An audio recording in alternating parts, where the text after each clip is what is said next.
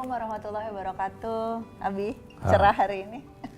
Alhamdulillah. Alhamdulillah. Nah, pertanyaan kali ini, Bi, adalah pertanyaan seseorang yang mencari ustadz.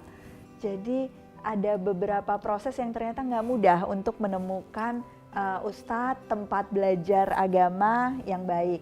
Ada keraguan-raguan dalam emailnya, ceritanya adalah khawatir jangan-jangan kedalaman pengetahuan ustadznya itu tidak setinggi yang diharapkan, karena katanya sekarang banyak orang yang semangat menjadi ustadz walaupun mungkin memang ya taunya cuma beberapa ayat saja, materinya diulang-ulang dan sebagainya. Bagaimana nih sebagai jamaah, sebagai seseorang yang ingin belajar agama untuk menemukan ustadz-ustadz yang sebetulnya kompeten dalam menjalankan profesinya? Ya memang sulit ya. Sekarang ini semuanya dihidangkan memenuhi syarat atau tidak. Dan yang lebih parah lagi bahwa dalam disiplin ilmu lain itu syarat-syaratnya ketat dan harus terpenuhi. Tapi dalam disiplin ilmu agama semua merasa tahu agama. Iya. Saya jadi psikolog, Ella jadi psikolog, belajarnya lama, ada izinnya dan sebagainya untuk mengatakan itu buat ustadz enggak, dokter begitu, advokat begitu. Jadi di sini perlu kesadaran dari sang ustadz, di samping kesadaran dari yang ingin belajar. Dulu ulama-ulama kita itu apabila ditanya, ini ulama-ulama besar, apabila ditanya suatu persoalan, mereka itu lebih banyak menjawab saya tidak tahu. Kalau memang tidak punya kompetensi keilmuan di situ. Bahkan boleh jadi dia tahu, tetapi ada yang dia anggap lebih tahu dari dia tidak menjawab.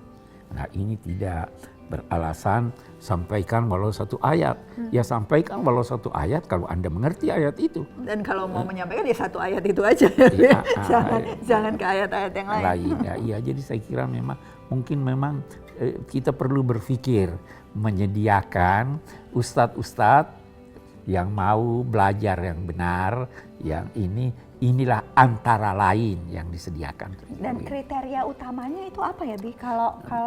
Kalau awam gitu ya, kalau Abi, kalau tim di Pusat Studi Quran kan ya bergaulnya di kalangan itu, jadi mungkin lebih mudah untuk kemudian membedakan ya mana ustadz yang mumpuni, mana yang mungkin ya belum tentu bisa jadi rujukan utama. Tapi kriteria utamanya untuk awam tuh melihat dari apanya ustadz? Dari akhlaknya. Dari akhlaknya. Dia meledak-ledak, padahal ustadz itu harus yang ramah. Apa dia terlalu banyak guyon, ya kan? Itu semuanya itu menarik bahwa Nabi ketika menjadi Nabi, sebelum ditugaskan menyampaikan ajaran, ditugaskan dulu untuk membaca, Iqra. Betul. Nah, setelah itu turun tuntunan, ya ayyuhal muddatsir qum fa'andzir. Tampillah menyampaikan pesan, menyampaikan peringatan, menyampaikan pengajaran, tapi thiyabaka fatahhir, ar-rujza fahjur, wala tamnun tastaksir. Pakaianmu bersihkan, penampilan supaya bagus. Tinggalkan semua kekotoran lahir dan batin. Jangan memberi dengan mengharap menerima yang banyak. Jadi ada ketulusan dalam itu. Dilihatlah itu. Dan itulah yang kemudian mudah-mudahan bisa membantu kita untuk menemukan sebetulnya ustadz-ustadz yang bisa jadi sumber belajar yang baik gitu ya. Nah, mudah-mudahan awal dari kebaikan itu bisa bersumber dari ustadznya, tetapi juga dari niat kita yang sebetulnya awalnya baik dan kemudian bisa belajar agama dengan penuh ketulusan bersama dengan guru-guru yang mumpuni.